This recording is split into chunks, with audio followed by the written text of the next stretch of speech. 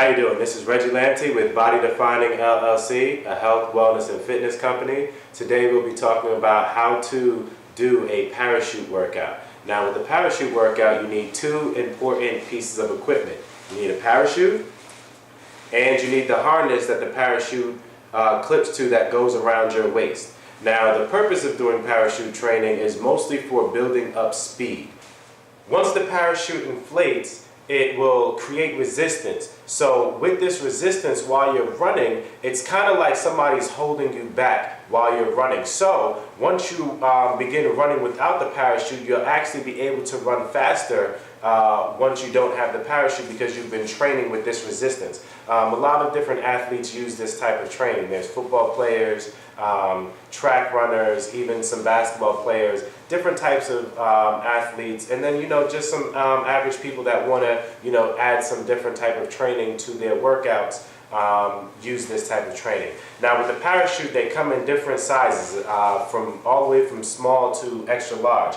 The difference in the size is pretty much against your body weight. Each size is equivalent to a specific range in body weight, and that's how you figure out which size parachute that you need to use. And then, once you get more advanced, you can actually start adding, more than one parachute to the harness and, run with, 2 parachutes, 3 parachutes. All of that is doing is creating more resistance that you have to try to run through.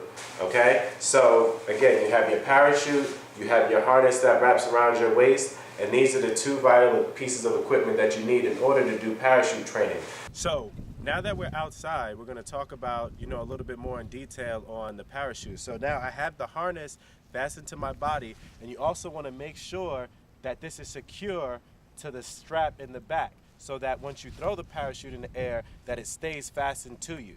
Okay, so when you get started to get running, what you want to do is when you get in your ready position, you want to throw the parachute behind you and make sure that the parachute is off the ground when you start running so that it can catch the air. So I'm going to go back and I'm going to demonstrate how to do the running portion of it. All right?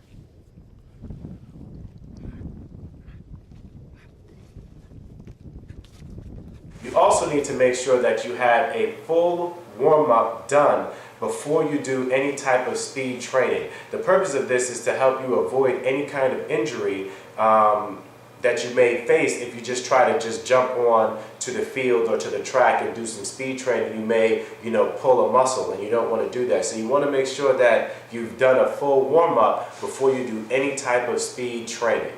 You want to make sure that you have the right type of sneakers. You want to make sure that you have either some cross trainers or some running sneakers that are laced all the way up when you decide to go and do some speed training and agility training with the parachute. Okay, so this is Reggie Lamptey with Body Defining LLC, a health, wellness, and fitness company.